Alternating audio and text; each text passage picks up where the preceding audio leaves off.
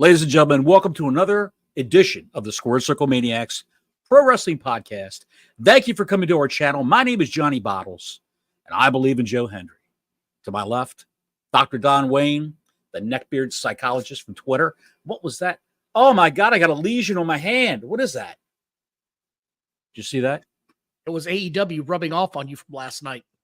That's we'll get into that in a minute. Leper! Good Leper! Lord Almighty.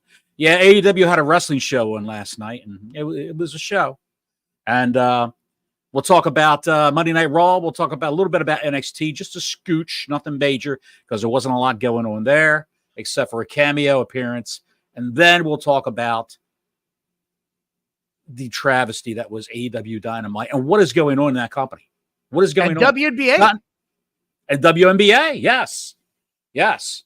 Do you have the WNBA ratings, or is that going to They have not come in. However, we're going to get there. I'm going to talk about it because Don, what do you got something first? on my mind. Let's get into it. Well, first off, I want to say thanks everybody for joining. Like and subscribe. Hit that notifications button. The super chat is open. We've got a lot to get through, and most of it's not very good, I'm afraid to say. I'm getting to the point where I don't know if I can watch AEW like I'm watching it right now anymore until something changes. It's just getting downright unwatchable bullshit, and they don't know what to do with their top stars. And the guys that are running the company are complete imbeciles and put themselves in shitty angles and put other people in these shitty angles. And it's week after week, and I keep hoping someone backstage has the balls to say, what are we doing? This isn't working. Can we please hire somebody that knows wrestling? And it's the same shit every week. And this week, lo and behold, no different. No exception to the rule. We're going to put our biggest star in the company in a match against a mid-level job guy, or a mid-level wrestler, I should say, mid-level tier. He's never going to be a heavyweight champion in this company, or any company that I can see. Ring of Honor champion, maybe. Maybe, but like I said, I mean, that's a default. Because he was at one time. He was Ring of Honor champion with the old owners. The old owners. That and a ticket on a bus will get you somewhere out of town. Yes. Go ahead. Why was MJF paired with Roosh right out the gate? Why? I don't understand this. It didn't make any sense. There was no buildup.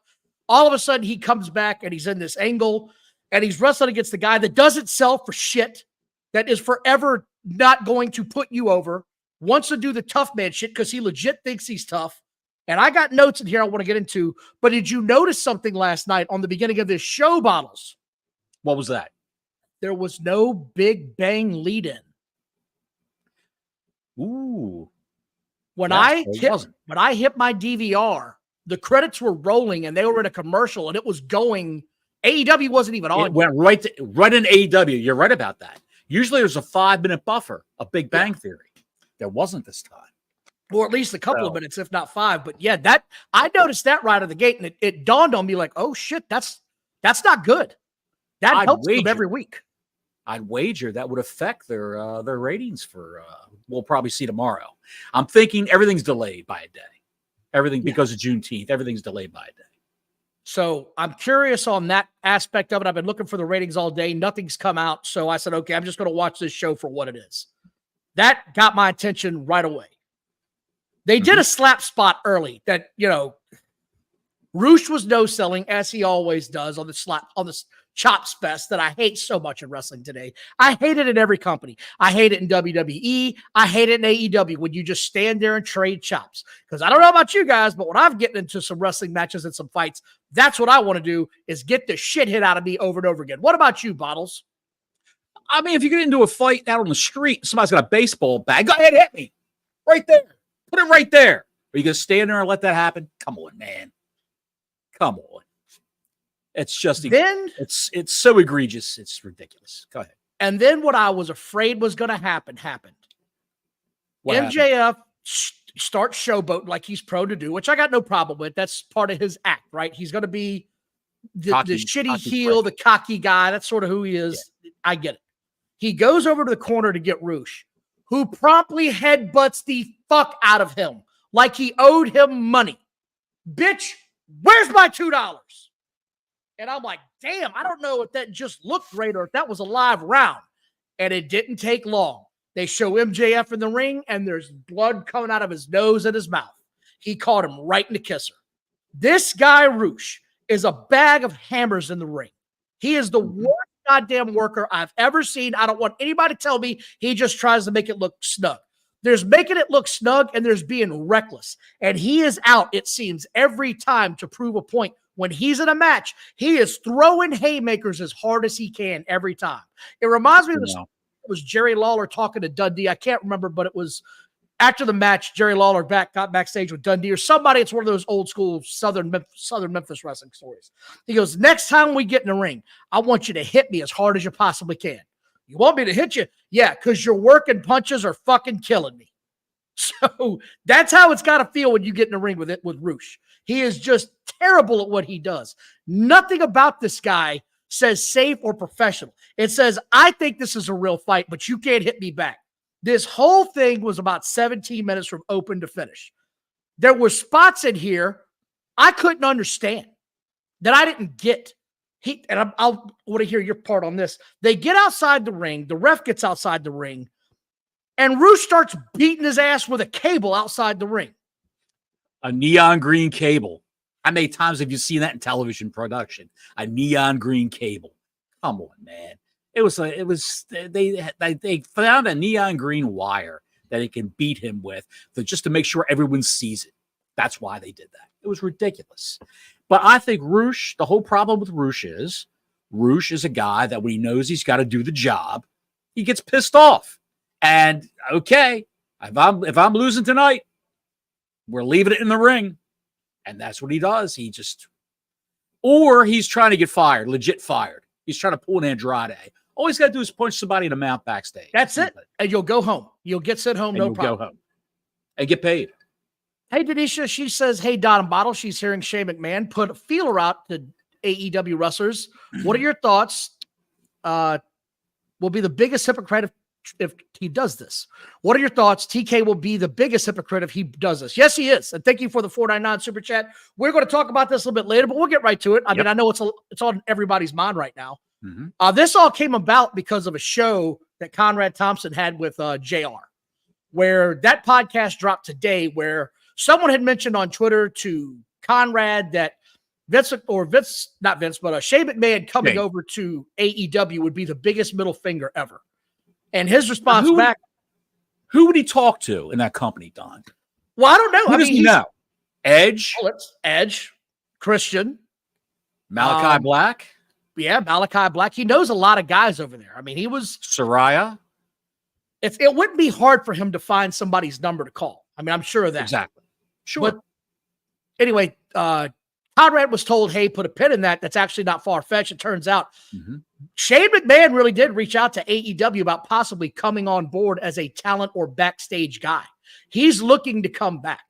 And this feels like Shane McMahon is the most jilted lover in the history of wrestling ever. I can't believe, number one, he would do that. And number two, are you out of your damn mind, son? Your dad's sitting on $1 billion freaking dollars that you could inherit, and you're going to do this shit? Have you lost your mind to go against the family? Was that a legit reaching out by Shane in his right mind, or was it a vodka and tonic fueled nightly phone call where he decided at midnight, I'm going to give Edge a call. I'm going to call Adam up and see if they got any room, but I can come back. I'm only 53 years old.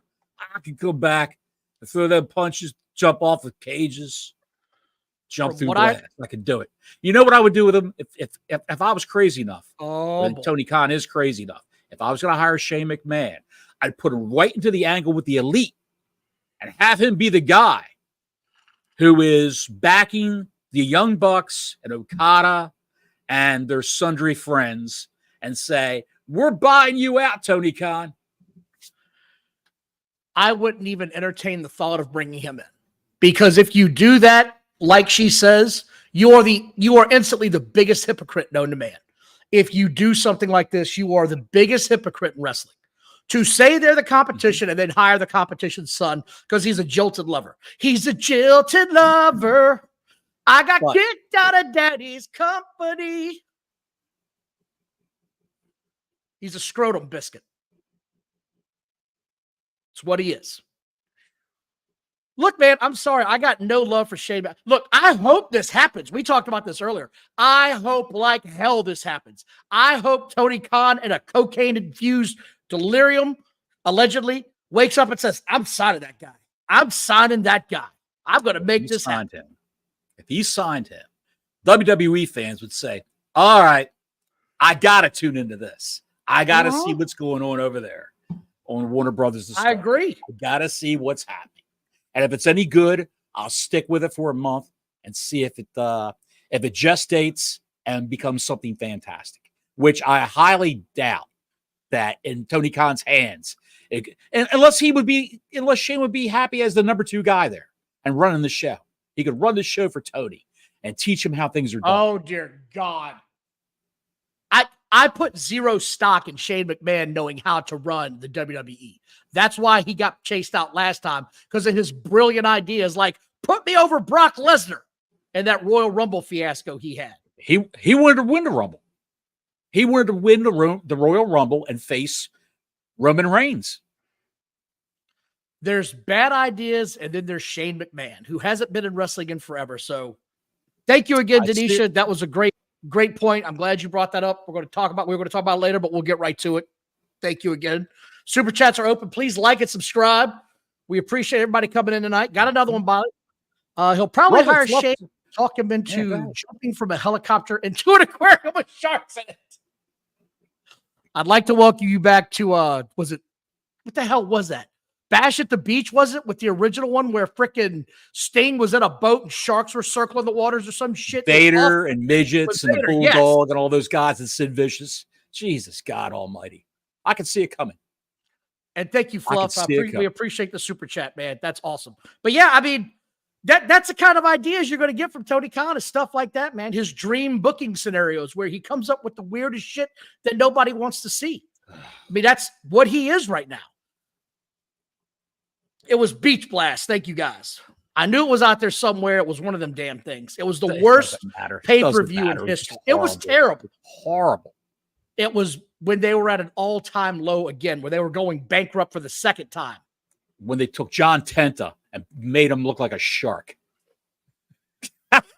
They painted the shark teeth on his face. Know. Oh, my God. I'm not a shark. A guy like John Tenta. I'm a man. I'm not a shark. Jesus.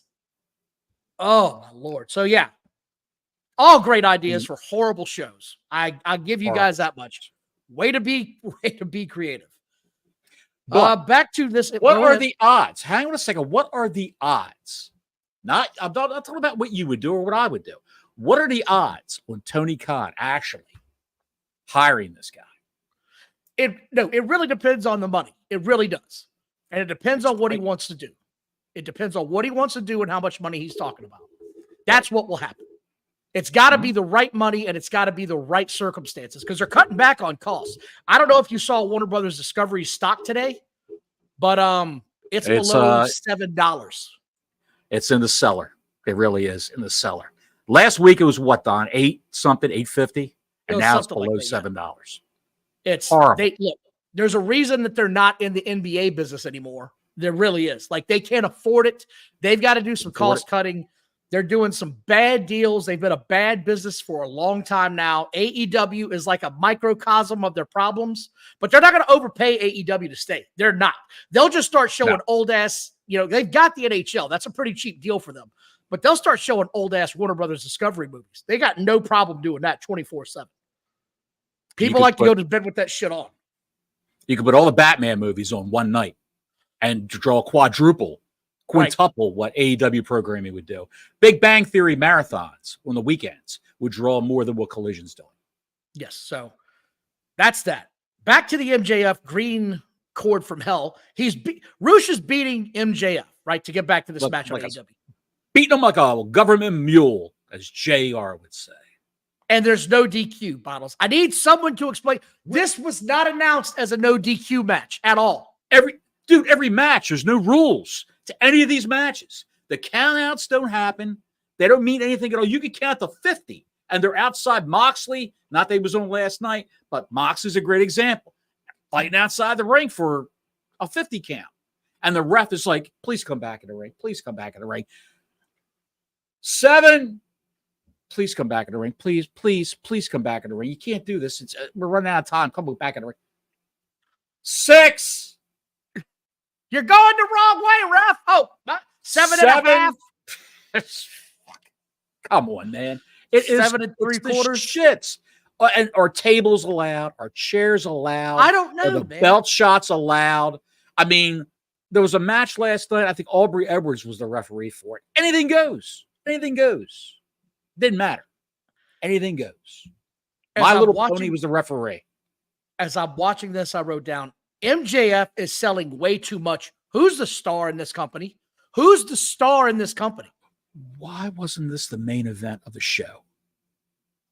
Why is he wrestling a meaningless match before the pay-per-view? You save his first match back in the company for the pay-per-view that you have coming up, the Forbidden Door, which doesn't matter anymore because Tony's bought all the things that mattered and paid for all those wrestlers that mattered when they were doing Forbidden Door shows.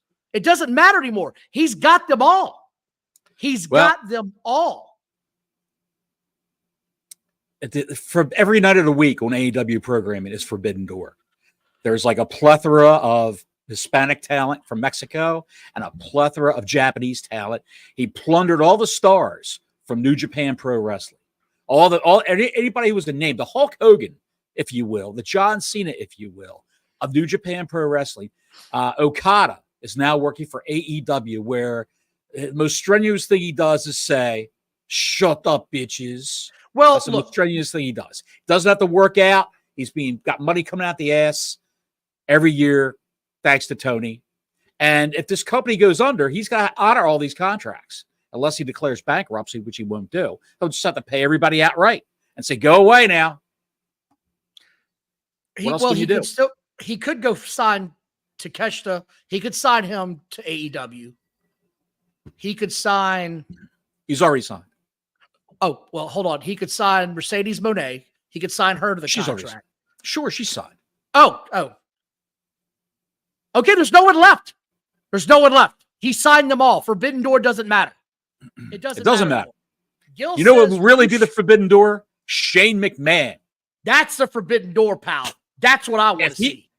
If I was going to sign Shane McMahon, I would have that son of a bitch show up on the pay-per-view, Forbidden Door. And have him walk out. The first goddamn thing that would happen is he would walk down the ramp with the Elite. Forbidden Door. Shane O'Mac.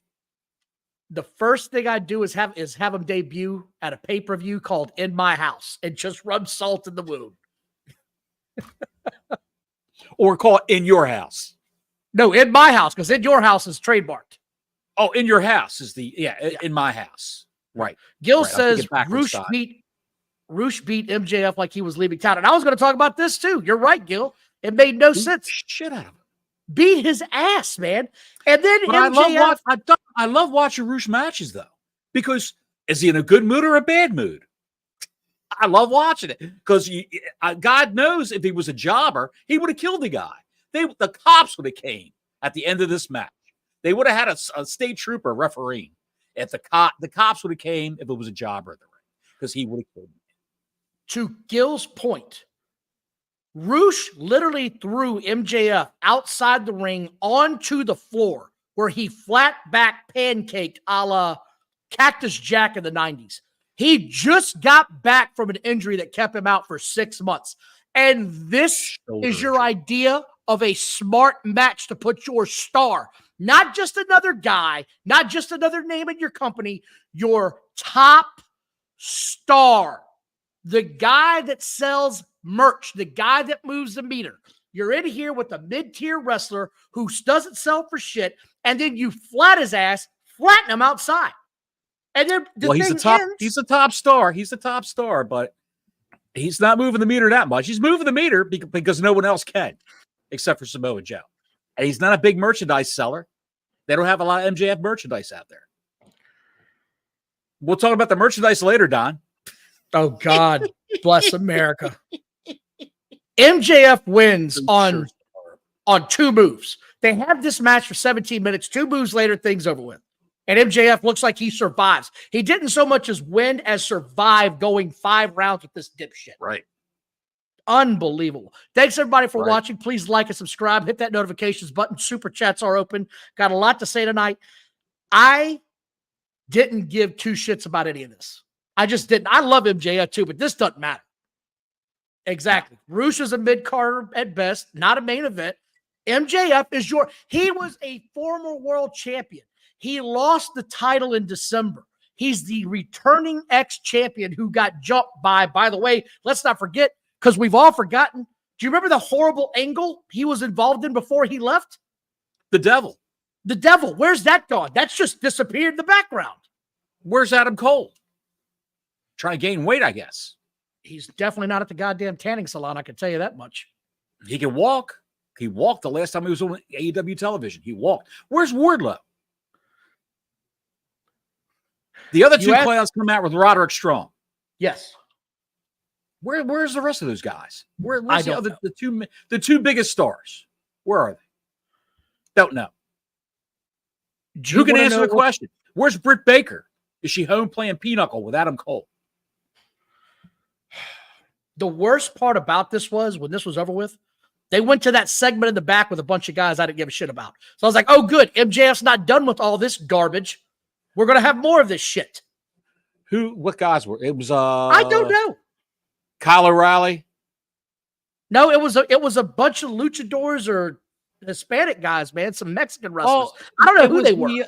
It was the Hechicero and the 2 Samoan guys. And I recognize the Samoans. The other 2 guys. Brian Cage. Yes. Yeah. The 3 guys out of that whole group are threatening guys, big men who never win matches. So Brian Cage is ruined. The 2 Samoan guys that are on Roman Reigns' shit list are just spinning their wheels. And the masked guy, Hechicero, I think that's how you pronounce it. He's MJF's opponent at Forbidden Door. Why? Oh, God, why?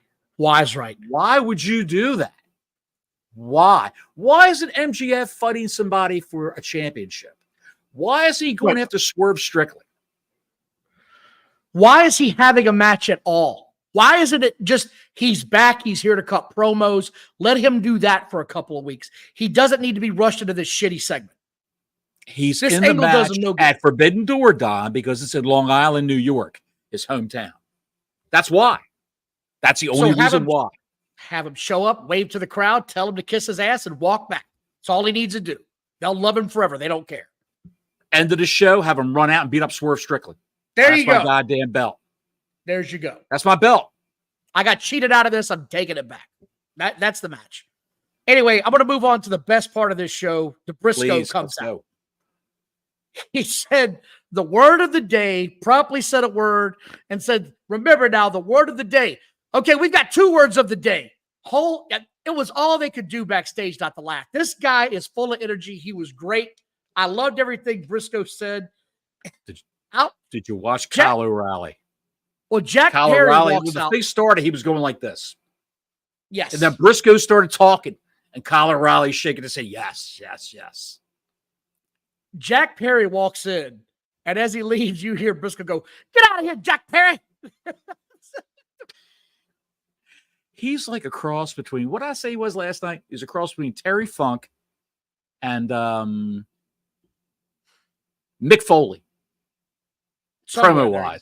It's somewhere in between there. He's gold. I don't know why you don't have this guy talk more. He's not a big guy. Where's he been? That's the question. His brother said something about the gays a long time ago. I know. And he was banned from Warner Brothers Discovery programming, and they were relegated to the pay site for Ring of Honor. That's where they were languishing. And Mark Briscoe's gold. I don't know about Jay. I'm not that familiar with Jay's work. Mark Briscoe won me over the last couple of weeks. Seen him doing these freaking promos. He's great. He's been great. He's been great. Good in the ring. Yeah. Gil says, best part of the show was the closing credits. Thank you, Gil, for the super chat. We appreciate it, brother. I can't disagree. You might be right because they still had the match to do. Then you get the Swerve and the Osprey promo. And It started well. Let me just get this off my chest. It started well. They were cutting a pretty good promo against each other. It was Swerve looked like a star. Yeah. Ospreay, one of them said they're in the grave. Swerve is a killer. Ospreay took a shot at his former group. Another WWE reference. I don't know why they can't go a week without doing it, but he gives him another one. Yeah. And then Swerve says something about his son. Not even bad, just in passing. And Ospreay comes. He mentioned his name. Yes. But mentioned his wife's name and the son's name. And Ospreay came unglued like an idiot. And I was like, okay, why are you coming unglued over something like this? He didn't say anything about you. He just said it was how Ospreay delivered, I think, so much and how he said it.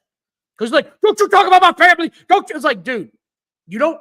I don't know. It's just me. I would have preferred he to handle that in a much different way instead of losing his shit, been calmer, and been like, the next time you mention my family, the fist is going to follow, or something along those lines. Instead, he's out there screaming his head off.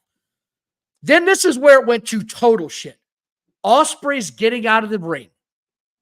And Swerve says, well, you said it's not personal. I think I kind of want it to be personal, with your son and blah, blah, blah. And Ospreay comes sprinting back in the ring and gets in his head, gets in his face. And they're rubbing noses. If you're not coming back to kick his ass, everything you just said is meaningless. Everything you just said about don't mention my family, all that hyperbole is complete ass now. It means nothing. Right. Why? Nothing. And I don't give a shit if he was in a shoot doing that or not. You start throwing hands. That's it. I told you not to do it. It's go time. Swerve looked like a star. When he started talking, after the first 2 minutes, he sort of lost his place. He moved away and came back into it, remembered what he was going to say, and he started to speak again. Ospreay looked like a DoorDash driver with a heavyweight championship belt. He looked ridiculous. He looked ridiculous. In that outfit, you mean? In that outfit he had on. He looks ridiculous. And someone made a comment about him, the way he was dressed, on Twitter. And he responded to it saying, sorry I didn't look up to your standards, blah, blah, blah. And I'm paraphrasing right now. But I did have on this $18,000 Rolex. Bruv. He had to show his watch to the man who tweeted that he looked ridiculous. Pablo, the real one, thank you for the $4.99, my friend. This company doesn't know how to make superstars. You're right. Guys, it's that simple. That's one thing they can't take away from VKM. Not going to say his name. He'll pop up like Beetlejuice. But he'll come in your house. VKM. Yeah, so say his name 3 times. So you have a 3-way at your house. With Scat. No, I'm not going down that. But yeah, it's almost like they can almost get it right, Pablo. They can almost get to the finish line. And then they got a trip in front of, 10,000 people. It's insane that they can't take that next step. All he had to do was say something about his kids. And Ospreay comes back in and they start going at it. And here comes security and they're ringing the bell like a lunatics and it's total chaos and they're kicking the shit out of each other. That's all it needed. And they couldn't get to that they don't understand to get to that next level. And this is just me as a fan. Like, this is what I've come to expect in wrestling. That's what I should have seen. You did something I told you not to say. Yes. Pull apart brawl. It should have been a full-on Donnybrook. Let's go after each other. I'm going to kick your ass. You're talking shit. Instead, I got the local, Kool-Aid drinker. Just, hey, guys, what are we doing? You said something about my family. I'm going to come back in here. Let me get your face. Let me get your face. Let me get your face. I didn't get it, man. Do that again? It was very Sam Kinison-esque. Get your face. Let me get your face. Say it! Say it! Come on, the food is. You live in the desert. The way this show's booked, the way this whole company is booked, it's like there's a cook at a restaurant with 8 burners on the stove.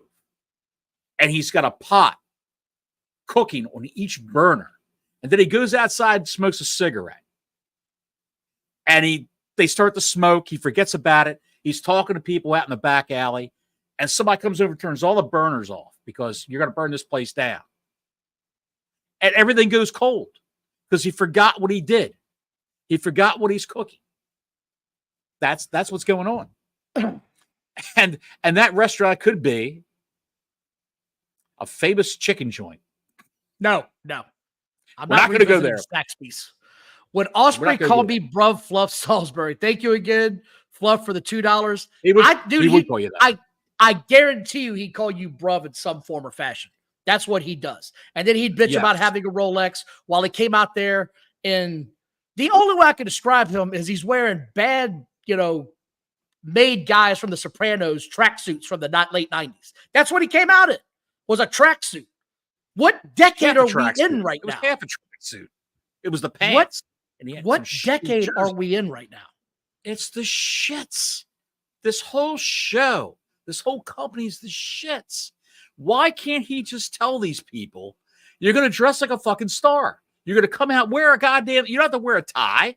Wear a shirt and a pair of slacks or khakis and a sport coat and some shoes. Don't come out looking like you're ready to be the bag boy at Publix or Kresge's or what have you, or Safeway. For God's sakes, look like a star and get a real haircut. Here's $20. What did Roddy say in Craddy Shack? Here's $5. Get yourself a real haircut. Yes. He could say that to him. Get a real fucking. The worst part is when this thing ended, it just ended. They cut the camera away. It was just over. So you just let these two, you just left them in the ring, nose to nose. Like, what did they do? There's no way out of a situation like that. One guy has got to back down and walk away. You have to if you're going to do that. And they panned over to the announce table, and Tony Schiavone was there at the end, looking down at the floor with a gun in his mouth. No, stop. God knows. Tony Schiavone looks like he's suicidal every time the camera. No, he doesn't. No, he doesn't. He looks like he's very happy because he's getting a very good payday. He doesn't look happy, Don. He looks happy to me with that paycheck. I never see that man smile. I've never seen him smile on TV. Only that one time when Toni Storm was laying across the announce table with her ass in his face, and she called him Mr. Schiavone. She said, "You look very muscular today, or you've been working out." Then we got the 4-way match, and I did not give two shits about this because the first thing I noticed, almost everybody that came out in this 8-man tag match had a belt. There were belts everywhere. I felt like it was the old Oprah joke. You get a belt, and you get a belt, and you get a belt. But you know what? And we're going to differ on this, and we talked about it. Yep. Talked about it last night. I think this 8-man match, outside of the finish, was probably the most action-packed match on the show. I think. I didn't like the finish because Pockets won with the orange punch. The Orange Cassidy experiment's over. It's done. It's over. Why would you continue to put this guy on TV? Just take him off TV for like 4 months. Let him work the indies. I wrote this down before this shit even finished. I said, Don, your sound's going down to nothing. What about now, pal? It's up, pal. It's up now. I'm sitting there watching this match, and I wrote this down. Am I going to see the flip outside where the guy lands on everybody? Guess what happened? I got the flipped outside and landed on everybody. Every damn time. It happens every time. Without fail, you're going to get that spot.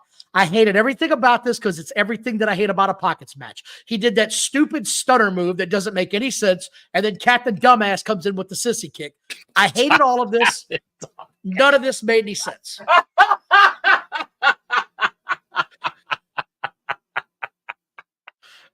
I hated Captain Dumbass with the sissy kick. I'm not even going to ask who the hell that was.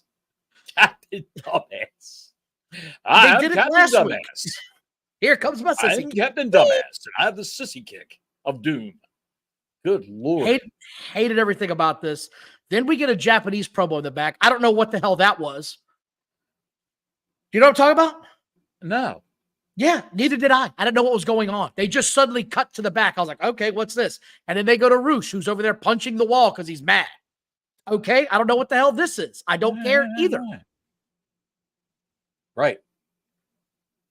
Then we get the part that's just...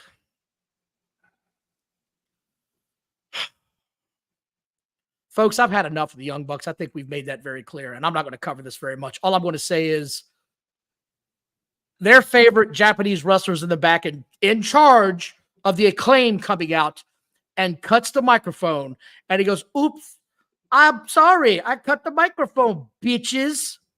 That's his line now. That's his line. The fake cry, pulls his hands away. Yeah. He's deadpan. Sorry, bitches. And that was probably a pre-tape. He probably wasn't even there. They probably recorded that 2 weeks ago. I don't even care. It was just bad. It's bad acting. It's corny. It's very hokey. It's very early 1990s WWF is what it is. Sure. It's cringeworthy. The whole show's cringeworthy. Why are they acclaimed on TV, Don? They haven't been on TV in forever. I guess they're getting another push. Here comes another push. It's Pride Month, Don. Oh, That's why they're getting a push. That's why they're getting a push. Okay. Pal, come on now. You haven't seen Nyla Rose, and I don't know how. No, you've got a point there. So you might be. Nyla Rose is on TV now. All of a sudden, just like Halloween, Abaddon gets broken out for Halloween. She's signed. She's not used for an entire year until the month of October. And then you see Abaddon, the zombie girl, wrestling. The Acclaimed are now getting a push to wrestle the Young Bucks. The Bucks probably figure they're a safe team to work with. It's Pride Month. We'll put these pink bastards out there and wrestle these guys to see what they got. Billy Gunn was not in the mix this time for some reason. Nope. I don't know why. But he came out at the end. To the ring. He came out at the end. Don't know. Maybe he was late. Or maybe he was like, maybe I don't want to get this on me. I don't want to get any of this on me right now. I'm going to stay back here. But it was one of their title elimination matches. So the Acclaimed won, so now they get a title match at the next at the pay-per-view. So that's how that came down. I don't care. I don't care. I'm moving on. I've got nothing else nice to say about this. It's horrible. They need to go away. Everybody who was in that ring last night needs to take 6 months off of TV. Just go away. Go away. There's other talent in this company I think can work if they get an opportunity. They just never get the opportunity. 200 people. All right, anyway, moving on. They had the Joe and Hook and Siri moment. We called this out last week. Shibata is apparently now behind. Oh, what the hell is this? Kill with the Title 9 on. Is June Native American Male Month? I don't think so, Gil. I've never heard of that. No. Everybody's got a month right now. I do know that June is also supposed to be Men's Mental Awareness Month or some shit like that. So if you're a man, you need to talk to somebody, go talk to them. I don't know. Also Tostitos Pizza Rolls Appreciation Month. Gil, I'm going to have to look into that. I've never heard of that. I can't tell if you're ribbing on the square or giving me shit. But thank you for the $1.99. Ribbing on the square. Good Lord. Hey, look. Were you sitting around Vince McMahon's pool with Pat Patterson? I don't want to hear shit out of you. You got Bud Light stashed behind you in a curio cabinet. Oh, my God. Anyway, look, this Joe Hook Siri moment, right? We talked about this last week. They said something that set the camera off or the phone off in the cameraman's pocket. Now they're saying this week. Now they're saying this week, it's actually Shibata back there behind the camera filming this, and it's his phone that he's actually talking to them from. So this is just a completely convoluted mess. It didn't need to happen. And then when they said their part, the phone was late saying its part. And so they fucked up last week when Joe said Syracuse, because they were in Syracuse last week. When he said Syracuse, the cameraman's iPhone went off because it heard as Siri. And it said something. I don't know about that, Siri said on TV. And they played it off like, we didn't hear that. And he went out to the ring with Hook. But now, because they made a mistake on air, they got to belabor the point. And this is going to be like a regular thing now. And the Joe and Hook segments, it's ridiculous. Why even bring it back up? I can't tell you that. It was terrible. I didn't like anything about it. And then, of course, Joe being the realist goes, we got to workshop that. That's not going to work. He knew that wasn't good. He knew. Why would you have the man in a match? Why would you have him in a match? Why couldn't Joe and Hook been in an opening match against Roosh and some other schmuck from Mexico? And they could have had a big match. They could have done that. Instead of having the guy who used to be the world heavyweight champion in a nothing match. Have Samoa Joe open the show. Have MJF at the end of the show. I just don't understand the pacing of a TV. Well, I don't understand how TV's paced. I don't understand how this show is paced. I know what makes sense, though. And obviously, Tony Khan does not know what makes sense. This made no sense. And then we get Mina Shirakawa and Toni Storm come out with a woman on the line match. Not just the title, but now there's an actual human being up for grabs. So we're going to have an old-fashioned match where a woman is won or lost by this match, where they can no longer be friends with somebody else. And the man who has the best job in the company was part of this segment. And you know who that is. The butler, Luther. He just stands around. And Toni Storm jumps into his arms. And he carries her off. That's it. Good Lord. Oh, my God. The chat room is starting. The chat room is starting to get lit, folks. If you ever come and watch any of our shows on the YouTube channel here, please come live where you can partake in the chat. The chat here, every show we do, is always guaranteed off the hook. Funny as hell. I gotta regain my composure. So they came out, and out came Saraya. Again, out comes Saraya. Out of nowhere. Here comes Saraya. And they just start kicking the shit out of everybody in that ring. Now, Anna Jay is hooked up with Saraya. Anna Jay. And because they got to find something for her to do. Harley Cameron and Saraya are the best friends now. Since Ruby Soho is pregnant. And then I'm going to tell you, the notes get fast because the show gets worse. It gets worse from here. Can it get any worse? Can it get any worse? Because out comes Nyla Rose against her match against Chris Statlander. Chris Statlander wins. I'm not covering this shit. Falling off the cliff. We fell off the cliff like a lemming. Done. We're done. And then I said on my TV, I got to step away from this for a minute. It's on my DVR. I'm going to come back to it. Let me see what else is on. And you know what I saw what else is on? The WNBA? The WNBA with Caitlin Clark. And if you're not paying attention, this is why we had this on the cover. The WNBA realizes that they have a superstar in their hands of this young lady, Caitlin Clark. She won over the country. She's a big-time player in women's basketball. She played the national spotlight the last couple of years. Their ratings on all of their networks, not just one, all of the WNBA ratings have tripled. They tripled with her on the stage. Not one, not two, but they've tripled their rating. They've averaged in the millions of viewers, not a million, but in the millions. They have never done this kind of business. And we're going to talk about Raw in a minute in their rating, but we go and talk about it now. Raw did $1.75 million on Monday night against the NBA Finals.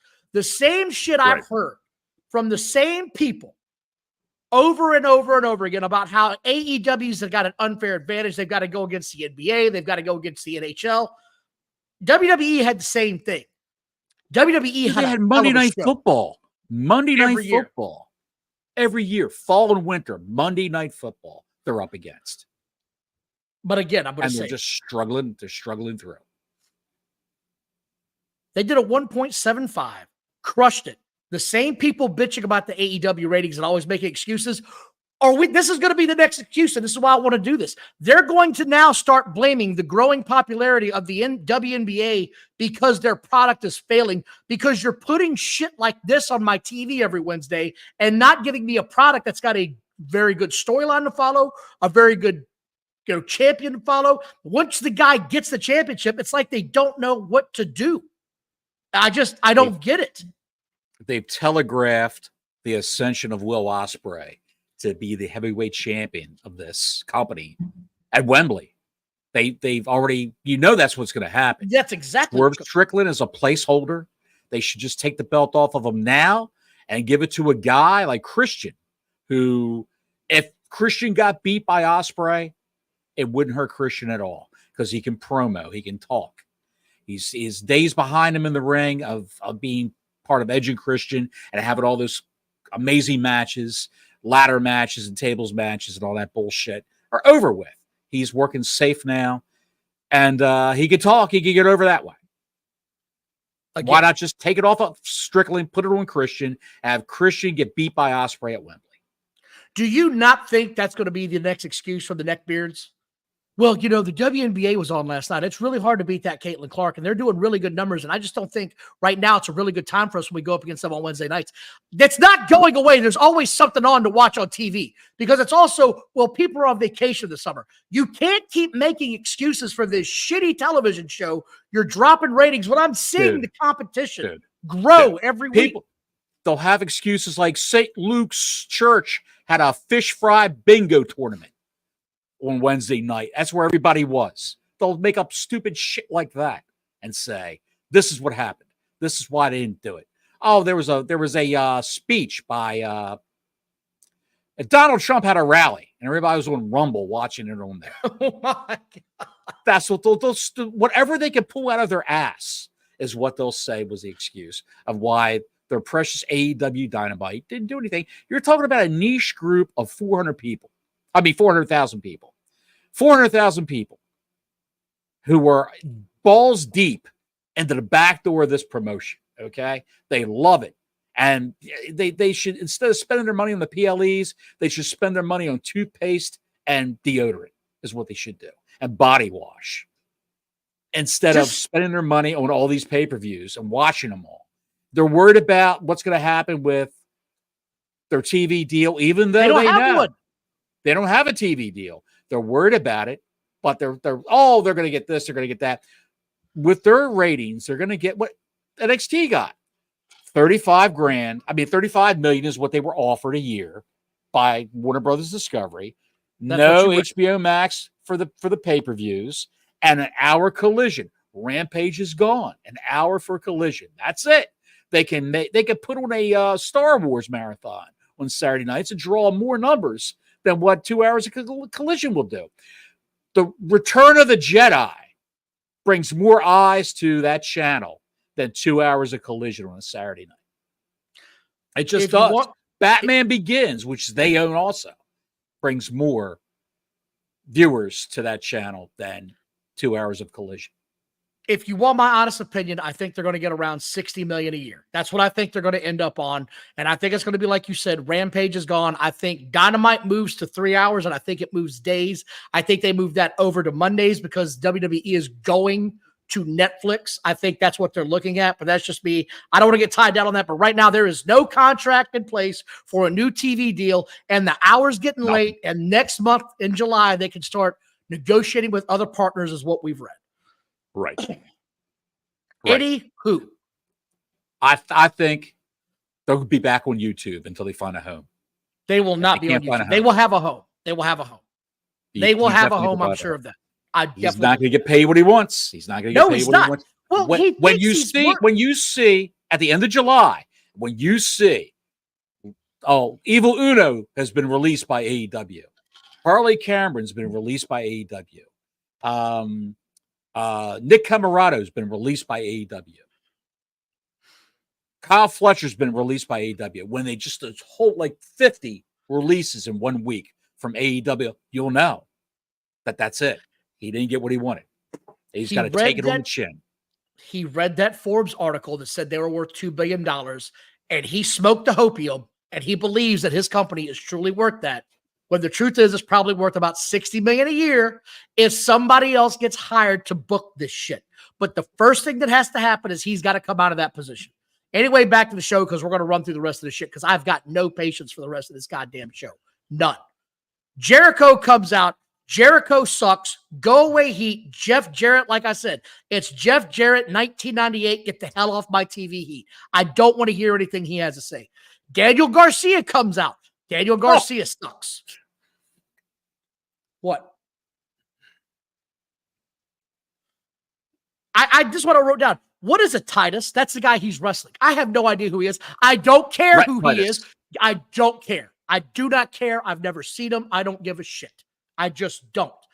Daniel Garcia, I cannot take seriously as a performer. The dancing shit has completely gotten him off my I could care less attitude. It's in his video package when he comes out with that goofy shit. He's ruined. It really is. He's ruined. They ruined his career. Billy says he's got a serious question. If AEW ever folds, do you think Meltzer's credibility would be able to recover? It seems like he is jeopardizing everything for AEW. He has put all of his eggs in this basket. And I'm glad you brought this up because I've got this down on my notes later. Thank you, Bill, for the $4.99 inquiry. We appreciate it, Billy. Thanks for the super chat, pal. Thanks for everybody who are out there. Please like and subscribe. Hit your notifications button. They are doubling down, it seems, more and more because the ratings have taken such a tumble.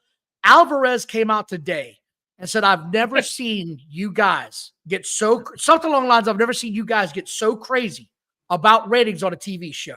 And as soon as he said it, somebody put the post out there, the tweet he did 3 or 4 years ago where he said, tomorrow could be a massacre, referring to AEW beating Monday Night Raw. And he will never live it down because he will not own the fact that he took a big fucking L on that statement and will not back off of it. He will not back off the fact that Eric Bischoff has said NXT is going to eventually catch AEW the ratings. They've gotten their shit together and they're going to surpass them before it's all over with. Raw will pick back up. SmackDown will pick back up. The creative team, he knew what was going on behind the scenes. He actually could see what was happening. Right now, Meltzer has gone completely AEW all in. He can't help himself. He refuses to give any of his favorite stars, the guys that give him personal, contact information, they get 4-star matches if they fart on somebody in the ring. He will not back off of this narrative. He still considers Kazuka, whatever his name is, Okada, a superstar. He considers Okada a superstar. Still. It's ridiculous. And I would have to say that he's raised his subscription price to $14.99 a month. Holy shit, dude. Yes, for his shitty website. $14.99 a month. The print version of it's been gone for a couple of months now, allegedly. I never subscribed to it, so I don't know. And it's just he's living in a bubble, an AEW bubble. Everything else is bad. AEW is great. I don't understand it. He's got to be subsidized by Tony Khan and AEW. Here's this, here's that, here's 20 grand. Give us good press. I don't know, but yes, he's put all his eggs in this basket. And if this company folds, I don't know that he can ever recover from it. I really don't. Thank you again, Billy. Really appreciate the super chat. Like and subscribe. Hit that notifications button. This is what I wrote. All the guys that were talking shit backstage before come running out. MJF comes running out. Ospreay comes out to his music. Haven't we gotten past that? Why are we still running out to our music? Why is that a thing? You know what, Don? Fuck the rest of this show. Let's not even go over the rest of this show. No, because I got one more thing. It's garbage. Go ahead. It's garbage. I said Claudio is out and so am I. That was it. That's what I chased it off. That's legit my last note. Claudio is out, so am I. He asked for an overrun for this show, and your main event is Claudio Castagnoli, a man that rarely wins matches, a man who's just I don't understand why if Vince couldn't do anything with the guy, Tony Khan can't do anything with him either. Versus Pac, Pac is a good wrestler, and then he's a small guy. He's a small guy, man. A small guy. He's wide and jacked, but he's a small guy. And that's all natural. Of course. He's getting that same needle of horse semen that Brian Cage is getting every week. Warlord was. The Warlord. Yes. The gorilla. Anyway, I said that's it, and I turned back over to the WNBA and watched Caitlin Clark become Larry Bird. She was dropping threes. I loved it. I like watching her play, man. This show. Well, I don't understand why they would pace this show. I can understand why you had certain acts come on because it's Pride Month. I can't understand why you would have MJF wrestle this masked luchador who no one's ever heard of, It doesn't mean anything in the United States. Why would you do this? Why would you not have MJF versus Roosh in the main event? Or have it be a tag? MJF and Claudio versus Pac and Roosh. Or flip it. MJF and Pac versus Claudio and Roosh. I don't care. We're moving on. I think I'm caring too much about this garbage. Go ahead. Let's move on to Raw. There's something I want to talk about on NXT because I don't watch NXT regularly. I'll tune in every now and then. But it's growing and it's getting hotter and hotter. I don't know what's going on that show for the most part. I catch the highlights. I read up on it. Yes. NXT did 725,000 this week. And I don't know of any big stars that were supposed to be on there that were announced. Like I said, I don't keep up with it. I didn't see any huge wrestling stars on this show that I should have known about. One cameo from One Impact, cameo I heard about. from TNA. Joe Hendry. So 725,000 for the third tier show. That's pretty impressive. Whether you like it or not, this is the developmental program. They put stars on there every now and then to pop a rating, if you will, to make sure that the networks are happy with their with their contracts and their viewers, and you're getting your money's worth, right? That's sort of where they're going with that. 725, and they haven't released the AEW ratings yet. I'll be curious about that tomorrow. I might have to start watching this, Bottles. I might have to start giving this a serious thought. It might be a lot of fast forward stuff. The accent on NXT right now is women's wrestling. There's a lot of women's matches in NXT. I know that's not your cup of tea. It's not the cup of tea of certain people in the chat room, but it is what it is. And they've got some beautiful women in NXT who are actually making their way. Lola Vice is one of them. Lola Vice is going to be up to the main roster, I think, in the fall. She's ex-UFC, and she picked up to this like a duck takes to water. And they can't believe that she's progressed as well as she has. But at any rate, Joe Hendry from TNA made his appearance. Is he their champion? NXT. No. He's the guy who did his own theme song. And it was called I Believe in Joe Hendry. Yes. Okay. And he put it on iTunes. He submitted it to iTunes and he picked it up. And it became like a top 10 song, I believe, or top 20 song in Great Britain. I Believe in Joe Hendry. And they were playing it on the radio. I believe that this partnership they've got is doing pretty damn well. That's what I believe. They have found something and it's taken off. I tip my hat, man. Like when you're popping 725 on a normal Tuesday without a huge WWE star, I think you're heading the right direction. Shawn Michaels, little golf clap for you, buddy. You're doing something right over there. Really are. You know what I thought? Was going to be in this battle royal that was that Joe Hendry was in. Yes, you had a battle royal. If you didn't watch NXT, they had a men's battle royal for the next #1 contender to Trick Williams championship for NXT. And Joe Hendry was in it. He lasted just 32 seconds. He went back and complained to Shawn Michaels. And I think he's going to be one next week. But I thought Ricky Starks from AEW was going to make an appearance in this battle royal because his contract's up this month. It might be too soon right now, maybe at the end of the month, which we're coming up to. We'll see. I want to talk about Raw because Raw was kick-ass. I enjoyed every segment of this show. I thought it was great from start to finish. There were a couple of botches in the show we're going to talk about a little bit, but it started off with a bang. They kept Seth Rollins under the hat, and he came out, and the whole place went banana. The whole crowd. Thanks, Pat. The whole I throw back crowd. to Pat Patterson. Yes. Who expected that, dude? Who expected that? Did you know that was coming? I literally, as a fan, I was like, oh, shit. And I yelled at my wife, who was upstairs watching the Olympics, because God knows that's coming again. And like most women in this country, my wife was a big Olympics fan. So she's upstairs watching it in her bedroom. I'm down here watching it in the family room. And I just yelled up, Seth Rollins is on TV. Hold on, pause it. I'm coming down. Even got my wife's attention from her Olympic trials. So she was running downstairs. Where was Sapp? Where was Meltzer with all this? How come they didn't? Yeah. Amazing how that happens, right? This is what happens when you work the crowd and you keep your mouth shut. Surprises will equal ratings. When we don't know it's coming, it's a genuine reality. Like, oh, shit. Hey, you got to watch this. hey, are you DVR Raw? You got to watch tonight. It's live, at least for the first segment. He says, the only thing they knew that was coming on Raw was Uncle Howdy, because I told you on Twitter, yes, and on the website, they had the countdown clock, a digital countdown clock for when he was going to make his debut with his faction.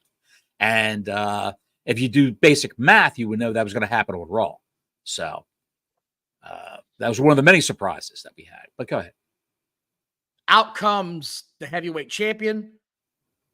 Seth says, I'm going to go ahead and enter the Money in the Bank to earn my shot. He says, you don't have to. You're going to get your shot. You've done enough. You don't need to get in the back of the line. We're going to have that. So that's going to be at the Money in the Bank match, I'm guessing. So that should be interesting.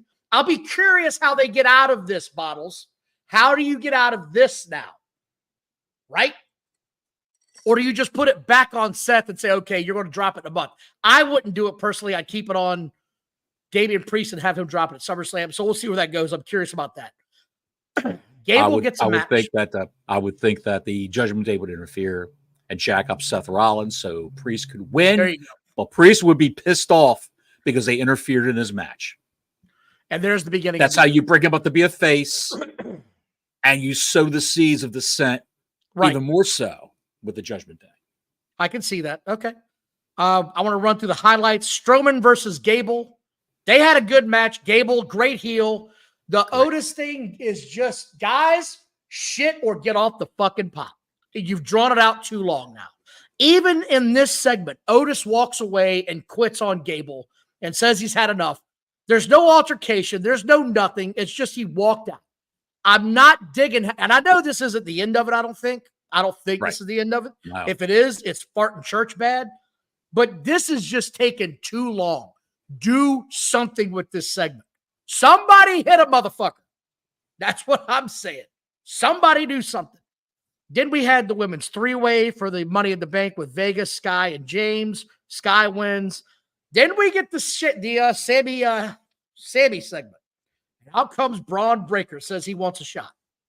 Well, out comes Sheamus, says I want a shot at that thing. So we get that match later. That's when you get the botch where Braun goes up to give the Hurricanrana off the top rope, and he just slips. Off. It happens. You know, he's a heel, though, so you can recover a lot easier as a heel. That's just me. And this match got interference. Out came, help me out here. Ludwig Kaiser. Yes. Kaiser comes out. He gets involved, so it's a DQ. I enjoyed it. Drew McIntyre. You left out the big point of that match. The big moment of that match. When Ludwig, Sheamus is on the steps. Oh, and Ludwig, you love the spear. They had Braun Breaker. They had Braun Breaker go to the back. Levy. They're forcing him to go to the back. All the officials are out. Ludwig Kaiser walks out past everybody, and he's going to go and beat up Sheamus. And he's going to go in for that drop kick he does on the guy's head while they're on the metal steps. Braun Breaker sees him, runs from the top of the ramp down as Kaiser's coming around your bottom of your screen to go to Sheamus. Braun Breaker's running about 25 miles an hour and spears Ludwig Kaiser right out of his shoes. He speared and the place goes, what, Pat Patterson? The place goes. The place went banana. The place went banana. It was great. And he did spear the shit out of him. I just want to hit some of the highlights here. Uso wins his Money in the Bank match. I've been saying this. This is going to be, Bottles, I know you don't want to hear me, but it's going to be his moment. It's going to be his Money in the Bank match, pal. He's going to get that briefcase. That's throwing that briefcase away.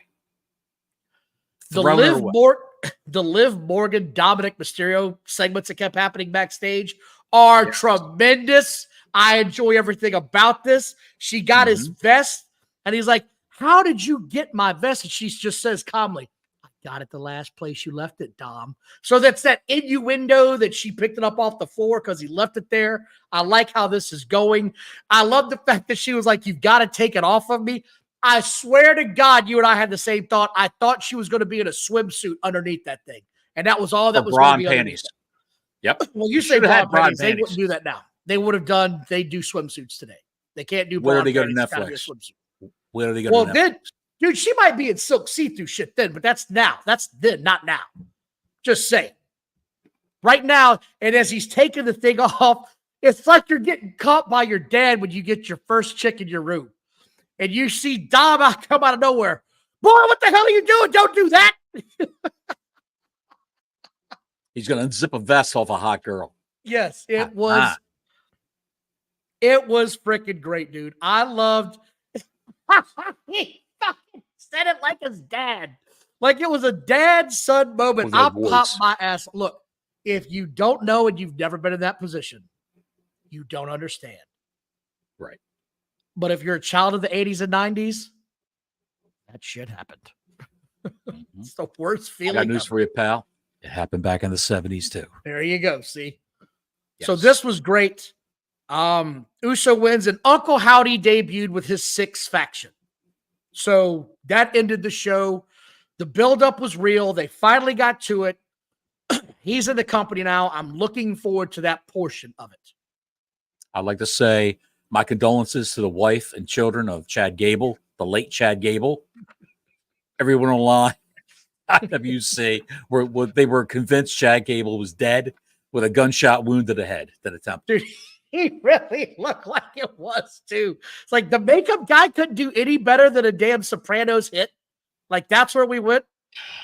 Allegedly, I came out today that all the people that in the back that were down were lookalikes from Central Casting for some of the wrestlers, except for Chad Gable. He was prominent because he was sitting straight up with a bullet in his head. But yeah, where do they go next with Uncle Howdy? Cool visual, great production values. When I saw Eric Rowan with the sledgehammer in his hand, tapping it in his hand with a rabbit mask on, I said to myself, that's going to look cool when he's walking down the ramp with that freaking mallet. But when the bell rings, are they going to wrestle in the masks? Are they going to have their faces painted underneath the masks? What's going to happen? Nikki Cross looked great and spooky as the bride crawling down to the lamp. She was the first one out. What in your opinion, when the bell rings and they actually lock up with somebody, does it all fall to shit? Dude, I don't know. I want to hear what you think. What do you think? The Wyatt family, when they came out with Rowan and Harper and Bray, when Bray had on his Hawaiian shirt and the straw hat, and they were a great faction. When he was just the manager for those two, he was at ringside a lot of times, and they were wrestling. It was a great faction. When they did 6-man matches, great faction, looked good. But when they're taking off Halloween masks, I know. What will they look like? Are they going to be indestructible like the Fiend? Because if they are, you might as well just take all this shit, roll it up in a tarp, and throw it in the dumpster and set it on fire. I think that's everybody's matches were the worst. They weren't good. They were great build-ups, and then when they got in the ring, it was just like, oh God, if this is all you got, don't do it anymore. And I like Bray Wyatt's gimmick. The shit he would start off with was always great. The entrances were great. But then, dude, it just something goes wrong when he got in the ring. If you can't have a good match with The Undertaker, I don't know what to tell you. You're talking about when he was the Fiend or when he was Bray Wyatt? When he was the Fiend. It's like having Jason from the Friday 13th movies actually wrestle matches. He took an axe to the head. I shot him 6 times. He's dead. He's up walking around with a machete in his hand in the backyard. Oh, shit. Let's set him on fire. Get the gas can. We set him on fire. Oh, he's back up again. He's walking out to the lake. He's cooled off now. He's coming back in. Get the machine gun. I shot him in the head with a machine gun. Oh, he's back up again. What do you do? What do you do to the fucking Fiend?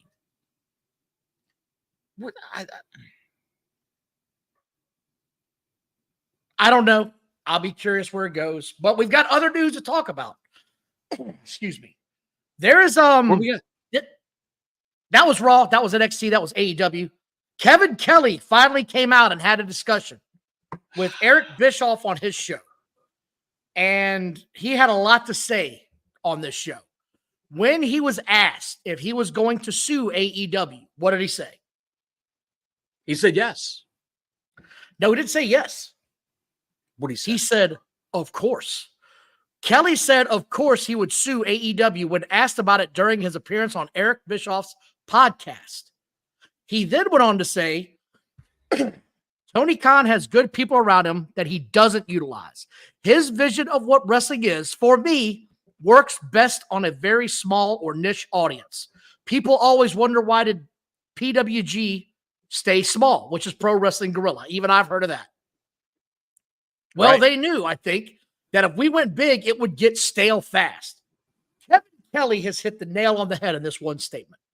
Tony Khan is booking for a niche audience and his style of wrestling that he likes, that he's trying to sell to mass appeal across the scale. That's never going to work. It's just, you can have a little bit of that in the show, but as the show overall, if that's your entire show, it's never going to work.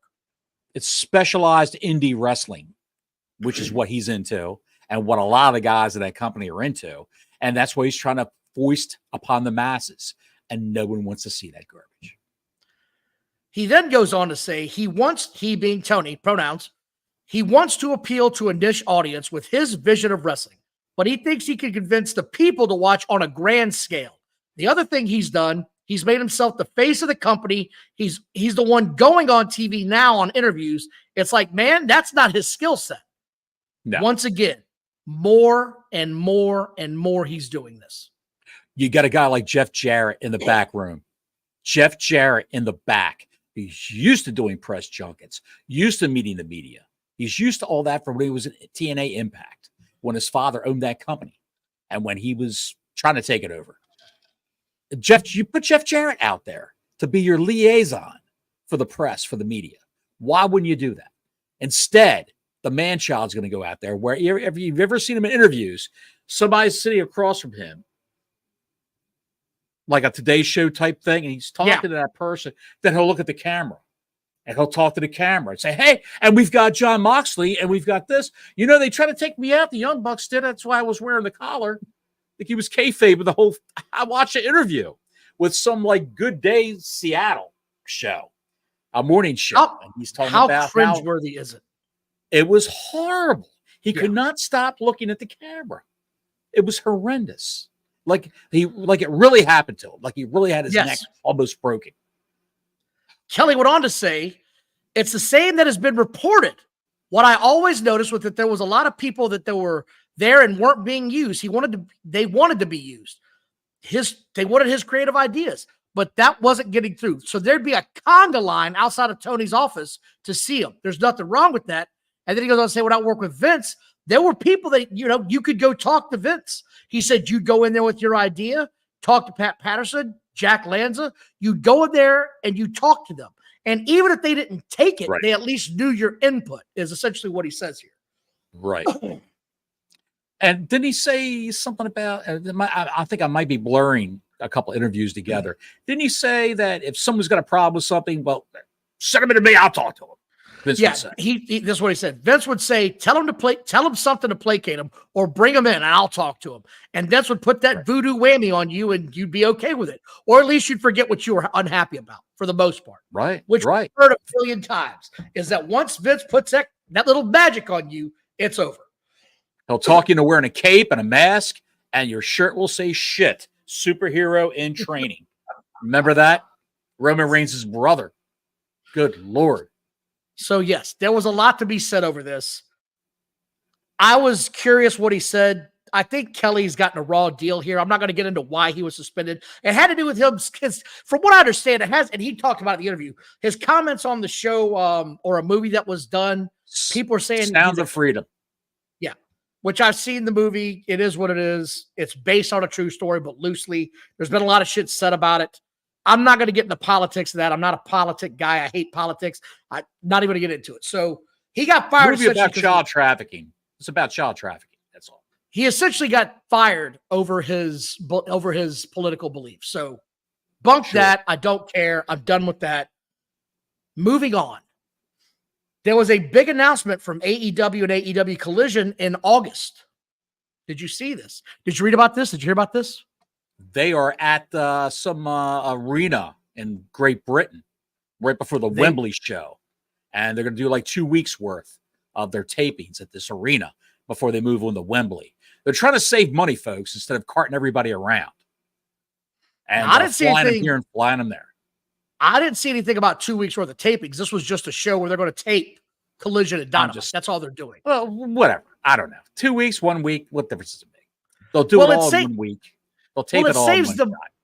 It saves the money because they're already going to be going to country. They can get everybody over there, get them comfortable, get them acclimated to the area. So it should be good. Same thing Raw's doing. I mean, SmackDown's doing, which, by the way, SmackDown's numbers this week were shit. Did you see those? 1.910 or 1.9. Yeah, something like that. And we've been saying this for months. They have got to quit treating that Friday night SmackDown go-home show like a bastardized stepchild. They have got to knock that shit off. Every week on SmackDown, nothing happens. You don't need to watch it. The same thing. And the PLE that followed, you and I didn't hold back. We were not fans of it. Some people liked it. We didn't care for it at all. I thought it was mediocre at best. So just want to say, if you don't learn your lesson by now, you've got to do something creative on that show. It used to be creative as shit on Monday Night Raw before the go-home show. Austin would come out when they were in their heyday and he'd do some crazy shit, or there'd be some sort of a stipulation that was announced that you had to tune in and watch. Same thing on Monday Nitro. Same shit. They'd come out and do some crazy shit and say something. Well, that show was it was taped. It was live earlier in the day, like 1 o'clock in the afternoon, our time, which would have been like 7 o'clock their time in Scotland. And that's where they had SmackDown, of course. And all the results came out online. And you could watch it. Apparently, you could watch it on the internet somewhere. I couldn't figure out where to watch it, but it was available streaming somewhere online, and that's how some people watched it. They said, it's a nothing show, and we'll see you tomorrow at the PLE. Yeah, I mean, that took away some of the U.S. viewers. Yeah. So yes, it did. I got one more note I want to talk about here before we go home today, because it's been a long show, and I want to talk about something. What do you got? But they're all quick. Matt Hardy feels like the Hardy Boys are destined to finish their careers in WWE and then enter the Hall of Fame. Yes. Bottles. What do you think of this, Don? We talked about this. Every time you talk about a Hardy Boy, a little child dies in Ethiopia, and you kill my soul. A little piece of my soul every time you talk about these guys.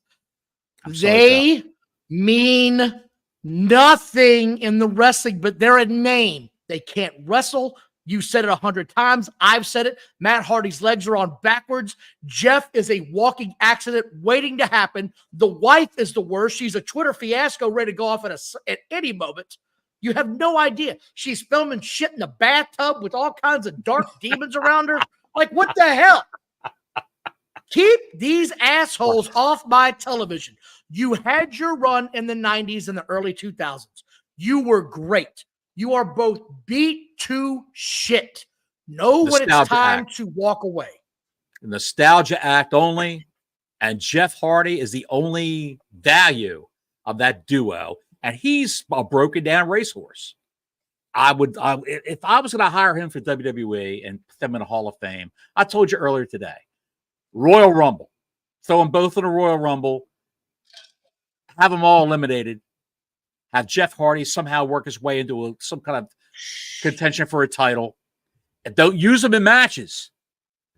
Have him wrestle once a month. Try to save that back. Tell him no more swanton bombs. We got to keep you healthy. Have him go and do the Hall of Fame and WrestleMania next year. That's it. You're done, fellas. You're done. No. You know how you use them? No. You know how you use them? You fucking don't. You don't. You say, I'm going to induct you, and that's the end of it. You don't put them in a Royal Rumble. You don't put them in a fart and church match. You just say, welcome to the Hall of Fame. That's the end. Welcome to the Hall of Fame, chiclet mouth. That's the end. Speaking of the end. Here comes the Big Show to put your legs back on straight. Ed 209. He's walking like Ed 209 from RoboCop. By the way, thanks for watching, everybody. Please like and subscribe. Super Chat's open.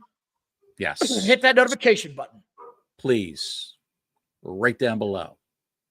A ring-a-ling. Oh, the diggling. Speaking of done, Chad Gable's done. He's not in the Money in the Bag qualifier match next week on Raw.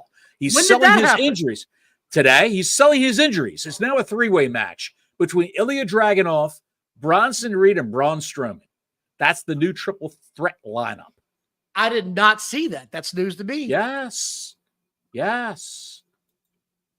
And where do you see this handsome man I'm about to put up for you right now? I'm going to throw shit at my television. I can see it. Cameron Grimes. He's all cleaned up now. Remember, he got released from, he was on SmackDown. He got fired from WWE. No beard, and he's got a haircut. So he's trying to change things up a little bit, Don. He's trying to change things up. And Mumbles Meltzer has come out today and said, I saw the bracket for the Owen Hart tournament. It's missing several of the company's biggest stars. This is a tournament. It's a tournament to get a title shot at Wembley Stadium on the biggest show of the year. So why is Okada not in it? Why is Samoa Joe not in it? Why is MJF not in it? Here are the guys who are in it. Shingo Takagi. It's a household name. Brian Day. It's a household name with some wasabi and soy sauce.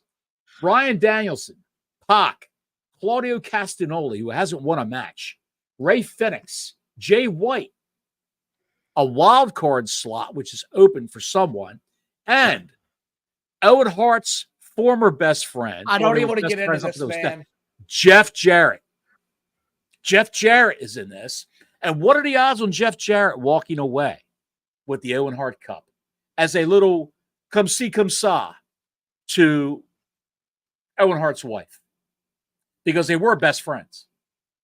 They wrote Billy tried to do a comment. Billy, I don't know if it didn't come through, but we got your $1.99. I'll keep the lookout for you, buddy. If you got something you want to say, I'll gladly throw it up there, pal. We appreciate it, man. Thank you very much. And speaking of Mumbles Meltzer also said MJF's going to be facing CMLL's Hekiero. Well, hold on. Hold on. I want to go back to the bracket. Okay, go back to the bracket. I don't give a shit. Neither do I. That Jeff Jarrett was friends with Owen Hart 30 years ago. I don't give a shit about the Owen Hart Cup.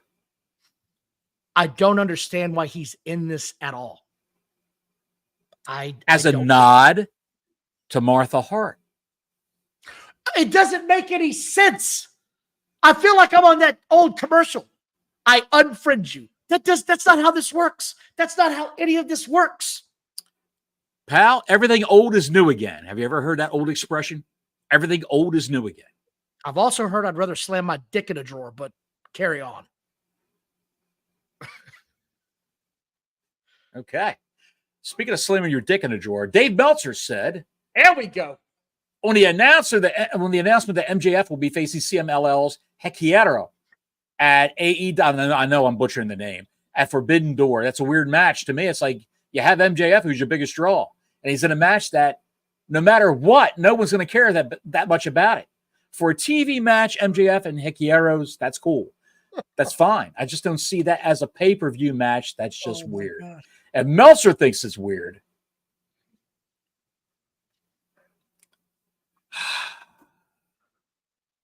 What do you do if Meltzer thinks it's weird? you and pray. Also, I got to show you this, pal. If the king of weird thinks it's weird, you got to pray. That's what you do. This is from the West. I saw this. What the fuck is a PLE? And AEW Netbeers replied, what the fuck is soap? I saw that, yes. AEW Neckbeards. A great account. And the Stevie Richards wrestling analysis channel. You ever watched? Yes. He's got a podcast with James from WSI, who is a guy who you see with Dutch Mantel doing the podcast with Dutch. So I would say I saw Stevie's setup. He's got his garage gym, a corner of it made like a TV studio. He's got like a desk that you would do the evening news from with soundproof paneling behind him. It looks great. And he's all excited about doing this. He says they recorded the show already. It'll be up next week. And he loved it. He thought it was fantastic. I want to go back Matt Hardy. That aired. No more Hardy. Matt Hardy. No, you get one Hardy segment. You don't get to talk about Matt Hardy twice. You do not get to talk about Matt Hardy twice. I will break my camera. One Hardy segment is permitted a week. I give this -5 Hot Pockets.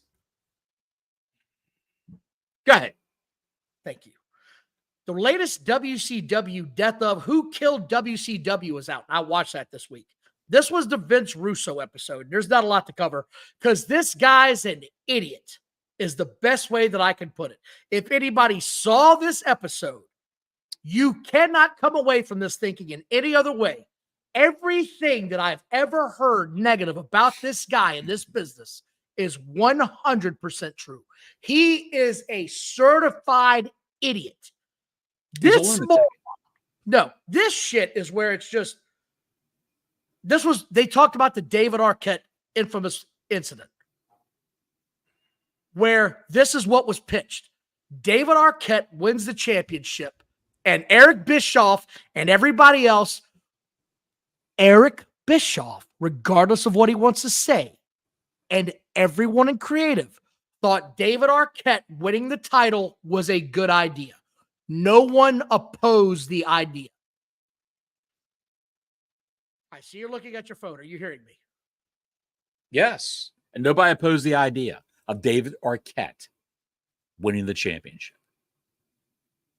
Do you remember this moment? Yes. Did you watch this live? I did many, many years ago. The word got out to the boys in the back, the wrestlers, and they all thought it was a joke. DDP thought it was a joke and kept saying, no, seriously, what are we doing? And Eric Bischoff kept saying, no, that's really what we're doing. Stop giving me shit, bro. What are we really doing? No, we're really doing this. It took him 10 minutes to convince him this was really where they were going with this. David Arquette didn't want to do it initially, but then he was like, man, how cool would this be? Goes out and gets it, comes back, sits down next to DDP. I mean, not DDP, but Booker T, and says, man, I can't believe we just won the world championship. How many times have you won it? Let that sink in. A young Booker T, who had yet to hit his takeoff as a comet, had yet to hit his highest altitude as a wrestler, had never won this belt. And this jabroni sits down and asks him, how many times have you won it? Was this when Booker T was having the address in camouflage and paint his face as G.I. Bro?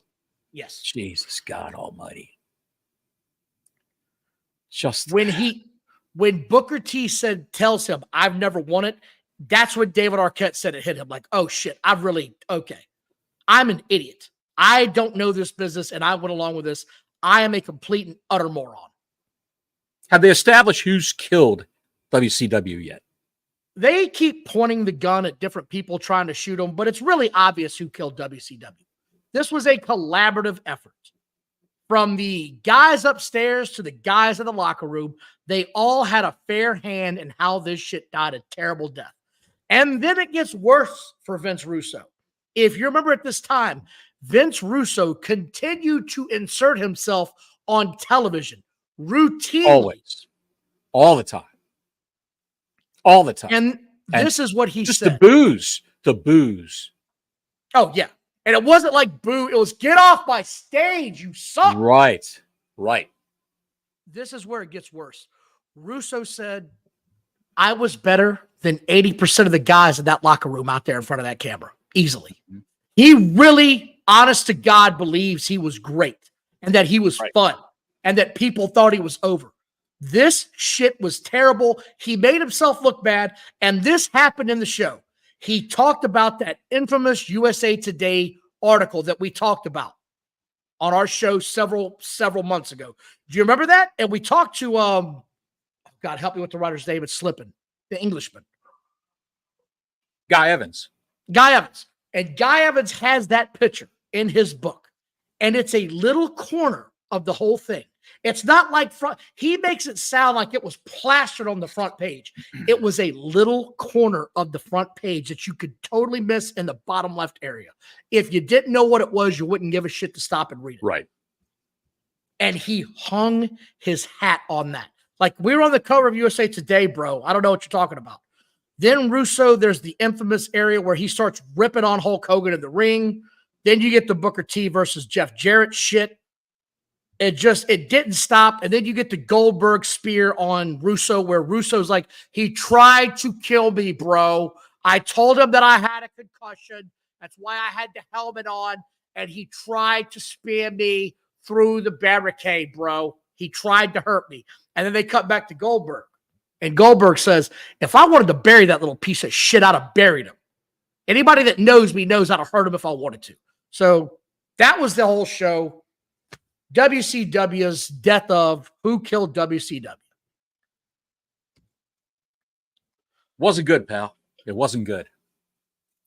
A lot of moving parts there in the death of WCW. A lot of moving parts. I got one more thing I want to show you. I got some moving parts. Yep. This is the show it, because folks, this is why I hate backyard shows. It's the worst shit ever. I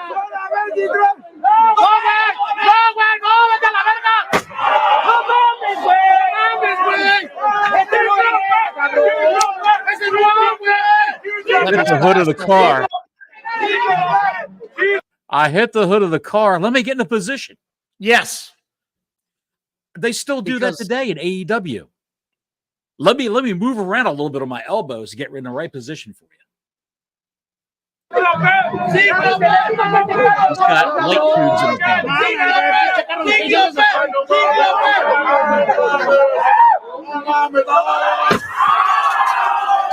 Jesus Christ. That's enough of that. There's your forbidden door right there, pal. That's coming to AEW. There's your forbidden door. What a bunch of scrotum slime. I don't ever want to see that again. That's just terrible. It's just the worst, pal. Just the worst. I want to thank everybody for tuning in tonight. Thank you very much. Please like and subscribe. Hit the shirts. Folks, these aren't our shirts. We didn't make these as a joke. This is actually what AEW is selling now for their merchandise. Right here. AEW, shop AEW.com. Nick Wayne's mom has got it going on, I guess. I don't know. They got our position so you can't see the big frying pan face. But, yeah. Who would buy that shirt? Other one. Show the other piece of shit they got out there. I don't have the other one. The one that just says, for the sickos. Written on a black shirt. For the sickos. Can you imagine walking around in public with that shirt on anywhere? And what about the one they made for Powerhouse Hobbs? Big black and jacked. And you've taken away 2/3 of your audience. Because a white guy's not going to wear a shirt that says big, black, and jacked. If he does, I want to take him to Compton and see how that shit goes. I want to see how that goes down. Good God Almighty. It's just unbelievable. Who comes up with these ideas? Not smart people. And everyone took a shot at Jade Cargill for slipping off the ropes at Clash at the Castle. Have you heard that? I mean, shit happens. Shit happens, man. Shit happens.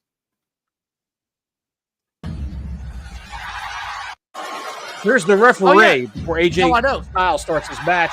He's saying the ropes are loose. Ropes loose. Be careful. All the ropes they were telling them all the ropes are loose. That was put out there way after the fact. Like all the ropes were loose. Yes. They didn't do them right. So, I mean, you got to think about it. It's not like they're going over there with their local guys setting this shit up. They probably hired whatever local union they had over there to set this up. And they probably set it up like a boxing match. They didn't know they needed the ropes tight as shit. Boxing matches have very, very loose ropes. Yes, very loose ropes. Very loose. Should we bring up the Insane Clown Posse before we leave? No. Fuck those guys. I'm not giving them 2 seconds of my time. Okay. No. If we have nothing else to talk about next time, we'll talk about it. I do want to say thank you all for watching. Please like and subscribe. Hit that notifications button. I had a good time tonight. I hope you guys did too. We'll be back soon. Might be an impromptu show in the future. It's going to be 140,000 degrees this weekend. So there is nothing for me outside. To hell with that. I got nothing. We might be back early. Might be back late. Thanks again. You know who would have enjoyed this show? You know who would have bought a Nick Wayne's mom's t-shirt? Oh, Till next week, Gordon Soley saying so long from the Sunshine State.